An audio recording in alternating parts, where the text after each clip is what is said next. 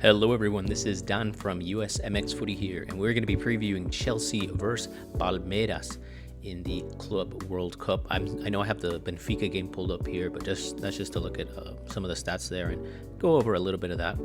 So really quick, I just want to say I'm sorry about the extended break I've taken. It's been a while since I uploaded and just had some personal stuff, but we will try and be more consistent. So for the game against Benfica, I just wanted to mention that we are going to have some missing players. Key amongst them, Moises Caicedo, for accumulation of yellows. But I can mostly expect a similar lineup. Oh, additionally, we are going to have Nicholas Jackson back as well. I don't think he made the bench for the last. Yeah, they shouldn't. Yeah. So, do I think? And additionally, we also signed Joao Pedro, just announced today. So that's also big. Three big changes that we should expect for that game against Palmeiras, which will take place in Lincoln Financial over in Philly. Now, we lined up in that Benfica game, which, really quick, let's touch on this game, that 1-0 the majority of the game. I actually turned off after like 20 minutes into that weather break, which I gotta say, there's so many stadiums in America that can accommodate Club World Cup games, but that doesn't necessarily mean they should. And I think that's led to some of the problems we've had. Like Lincoln Financial is a massive stadium. I'm not saying it shouldn't get filled, but if we are expecting poor weather conditions like you should in areas like North Carolina, Philadelphia, down to Florida, Atlanta, why not pick a stadium that has a roof? So that way we don't have to go through these extended breaks. That's just me. There's stadiums in America with roofs that are smaller, which would make the crowds look better on TV.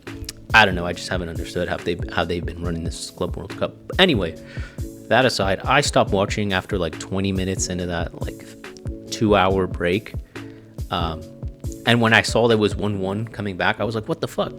So really quick, I thought the team played really well for the majority of that game. Defensively, so good. But it was a malo gusto. Was it a pen? Debatable. By the letter of the book, it's a pen. I think it's kind of harsh because Malo, is jumping and he's not looking. But that's just a modern football. So they give him the penalty. They get back in the game. But after that, we make a few changes, and it really is like just a matter of time. We take it extra time because there wasn't much time for us to do that. But I thought the boys defensively overall were really good. And offensively, not bad either. Cole Palmer, I think we need to have a conversation about him because he's dropped off a lot. And I know he's being asked to play various different roles, now on the wing, sometimes having to drop a little deeper into midfield, but he just hasn't looked good enough. Nkunku, when he got on the pitch, I thought he looked way more effective than Cole. Now, Nkunku is playing in his preferred position, so that should be something that we take note of.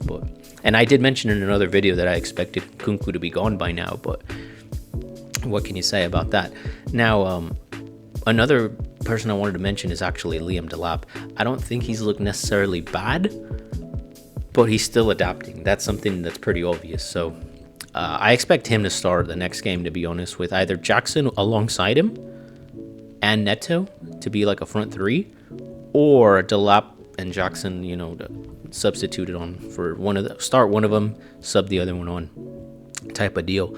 Now, Joao Pedro is in the U.S., in Miami, when by the time this goes live. So will he enter the team? I don't know. He's not going to have much time to train and adapt to the squad, so I wouldn't expect him to. But if he's here, that kind of means the club want him to feature. So, and especially against these Brazilian teams who an X factor is always just so crucial, I definitely can see Joao Pedro coming off the bench. I really don't expect him to start. And for Moises Caicedo, so he's obviously not going to play because of accumulation of reds. I would expect Esugu to be a 1-for-1 replacement, but considering Lavia has played a lot more in this Club World Cup, I wouldn't be too against a midfield two of just Lavia and Enzo. Or if he's feeling really freaky, Andre Santos, Lavia, and maybe Enzo. I don't know. Kieran Dewsbury Hall has been also really good, but I don't see Maresca doing KDH and Enzo, even though right and left footed, it kind of works. I expect him to put a more defensive guy in there like Lavia or Esugu. Let's jump over to Palmeiras. So obviously with Palmeiras, the big story is going to be that Estevao is going to be featuring against us, and that's, kind of a story in and of its own, but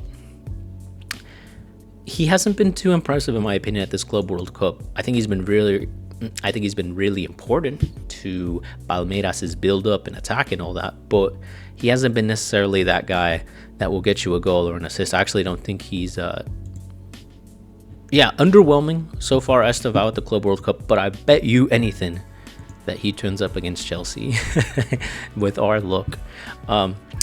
Probably their most dangerous player in my opinion has been Paulinho. Another big absence for Palmeiras is going to be their captain Gustavo Gomez, who was sent off in that game versus Botafogo. And I don't know who's going to replace him. I'm not too familiar with the Palmeiras rotation team. To give you an appropriate answer, like Vitor Reis was in this back line not too long ago, but probably alongside Gustavo Gomez. But I would say their one to watch is going to be Richard Rios. He's been linked with some big clubs. I don't know if there's anything substantial to that, but he has been, and I've been watching him for a while now, going back to his time with the Colombian national team. He is a very special player, and I would say don't be surprised if you see him in England soon or in Europe soon, because as a midfielder, for him to be so technically gifted, hardworking, strong, quick, like he's just built for the Premier League in my opinion. And I could see a team like Fulham just looking nasty with him. But even clubs like above Fulham's caliber, like Spurs, could definitely use him. I was gonna say Chelsea, but we have Enzo, who's kind of a better version of him. But yeah, very, very dangerous player. Alongside Paulinho and alongside Paulinho and Mauricio, I would say those have been their two most dangerous players. But I mean, Estevao can just, who knows what he's going to do, right? The young kids are so much of an unknown with them, partially because, they haven't had a large body of work for us to judge them, but Estevao, keep an eye on him. My prediction for the overall game, I'm going to go with let's go 3-2 for Chelsea. Goals from Delap, Palmer, and I'll say Jackson as well. I feel like Jackson's going to score here. And for Palmeiras, I'll go with goals from Paulinho, who already has a few, and Estevao. Paulinho and Estevao to score. I hope you guys enjoyed my preview for that game. I'm going to have a lot more. I'm going to have some US MNT videos, maybe a Mexico video. So just keep your eyes out. Thank you guys for watching. Hope you have a good one. Peace.